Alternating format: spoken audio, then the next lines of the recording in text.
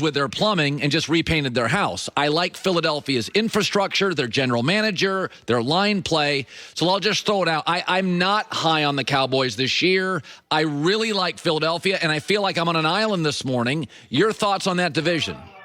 Well, last year, week 16, Dak, Amari, Zeke, the whole gang go into Philadelphia with a must-win game, and they lose to Carson Wentz, Boston Scott, Josh Perkins, Greg Ward, and a cast of guys who are from the pickups on the waiver wire. It's hard to have such great confidence, but here's what the Dallas Cowboys are preaching. New regime, new coach, new feel, everything's going to be different. I am fascinated to see how this Mike McCarthy thing goes, Colin, because look, let's call it like it was. Steve Wilkes and the Arizona Cardinals, led by Josh Rosen, beat Mike McCarthy and the Packers. They fired Mike McCarthy midway through that season, and he was out of work all last year. So we're supposed to believe that all of a sudden Mike McCarthy is going to suddenly become this rejuvenated coach of the year type guy that's going to get them over the hump. It's been all rainbows and sunshine out of Dallas so far this offseason. Everyone is preaching that this is a Super Bowl contender.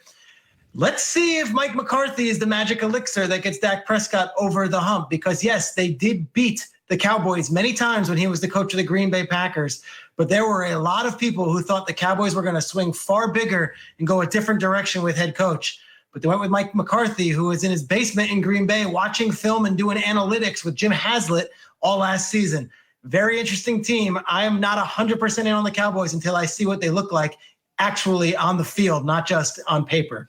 You know, it's interesting. You were the first guy, I remember you did it in our Sunday show. You said there's this kid, Patrick Mahomes, and we made fun of you. You were like, he's going to dominate the league. You're not going to believe how good he is. And we were like, oh, Schrags, come on. Yeah. And then it's like, oh, he throws without looking, left-hand passes. It's funny. I said to start the show today, what's scary for the rest of the league, I do feel like I've seen about 90% of what Lamar Jackson is. I think he'll get better. With Mahomes, he was 11th in completion percentage. His last 6 games, he had 8 touchdown passes.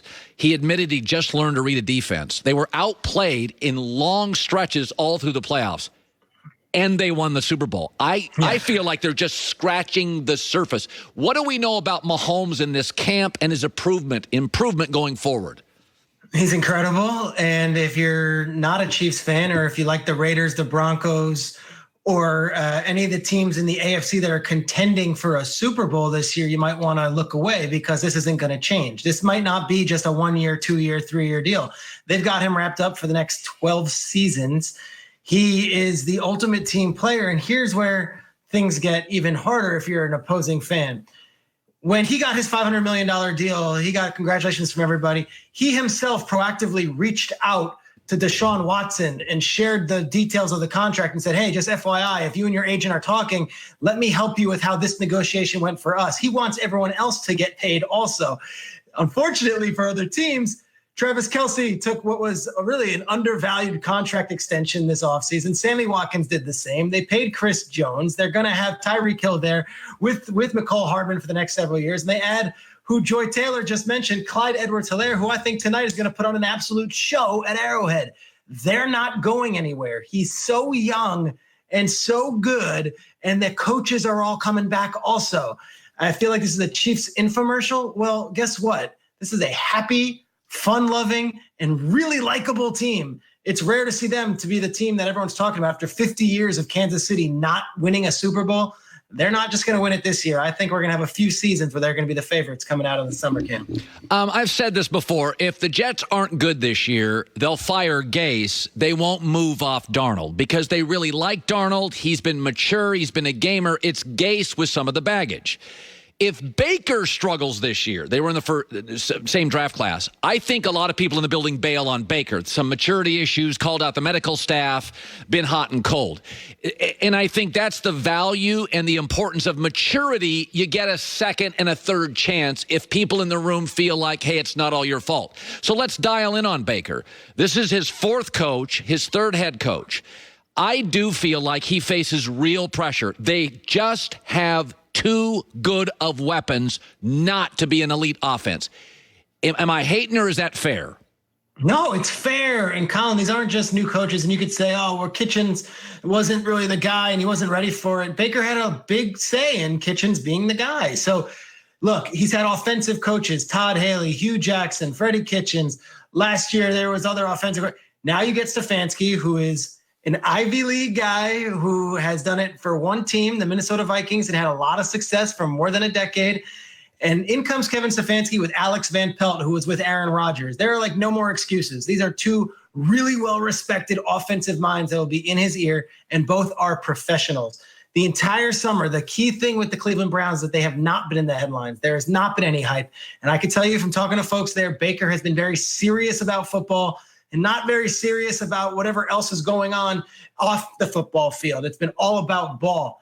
But if it doesn't work out this year with all the talent on the roster and them hiring a new coach and bringing in a new system and them feeling like now it's finally a professional environment for him, I wouldn't be shocked if they said, okay, Baker, like it's not going to be next year, but maybe the year after we'll talk contract negotiations then. I think Mayfield does bounce back, but the AFC North is loaded. Ben is healthy. Joe Burrow's really good. And the Ravens aren't going anywhere. So that's a very interesting team right now. You know, it's funny. Todd Bowles doesn't have a big personality. So when he coached the Jets, at times he felt a little misplaced or overwhelmed. But he made their defense better. And last year at the end of the year, Tampa's defense was nails. And I've said my prediction for Tampa this year, the defense leads the offense in September. It won't be Brady. He'll be working his way through a lot of different pieces. And then I think by Thanksgiving, it's like, oh, these weapons are good and they're rolling. I think Tampa Bay is going to be really good. I think we're overthinking it. I think Arians Bowles' second year of the system. But when you talk to people around the league, what are their one or two concerns about this Tampa Bay all-star team on offense? Yeah, the concerns are the defensive backfield, which offhand, a lot of people won't know names like Antoine Winfield Jr. and Jamel Dean and Sean Bunting Murphy. These are the starting corners and starting defensive backs for the Tampa Bay Buccaneers. So as much as we want to go ooh and ah about Gronk and Godwin, at some point, those defensive backs who have been untested in big games are going to be going up against Drew Brees and Russell Wilson. The other piece might be the offensive line, just that Brady hasn't played behind these guys, and that takes a while. But Colin, I'll come on your show right now and I'll tell you, I got them going to the Super Bowl. I think the Buccaneers are going to be awesome this year. And I think one of the reasons I'm so high on the Bucs is not just the offensive side of the ball, it's their front seven. Levante David's one of the best linebackers in football. We never talk about him. Devin White is a second-year player at LSU. He's going to have a huge breakout season. Shaq Barrett, JPP, Vita Vea, and Ndamukong Suh, they're loaded. They really are loaded. And they had the number one defense over the final month of the season last year, and that was with Jameis Winston throwing 30 touchdowns. I finally also look at it this way. No fans in the stadium. And if there are fans, let's say it's 10,000 to 16,000 to start it off. Brady at the line of scrimmage at the Superdome on Sunday, and you're going to have Joe and Troy and Aaron. They're all going to be there, but there won't be any fans. There'll be 70 decibels of sound. I don't even know what that means, but it's not going to be drowning them out. Brady every week can sit at the line of scrimmage with no fans against him on these opposing stadiums, do it at his cadence, at his pace, call out what he wants, isolate what he needs. It's going to be like practice for this guy against defenses that have not seen this offense ever. There will be no film on it. So everyone's taking the Saints, and I hear what Joy was saying, say she's all in on the Saints. I don't know. The Saints kind of had a weird offseason, didn't they? I feel like Drew Brees was put through the crosshairs quite a bit this offseason too. And I feel like they might be coming together over that, or they might not. I look at the Buccaneers. It's been all positive vibes. Everyone's all in on this. He's elevated everyone. And I think it's going to be Tampa Bay over New Orleans in the NFC South. And I think the Bucs represent the NFC at home in the Super Bowl come February. One of your best segments ever. It's just a great point. I never thought about this. When I looked at that Tampa Saints game, I swear to God, yesterday, I'm like, God, the Superdome is so tough to play. Wait, no time one out. there. There's nobody there. That's it. I mean, seriously, Green Bay and New Orleans and Seattle live on their home field advantage. It's like, oh, we don't have one this year. Boy,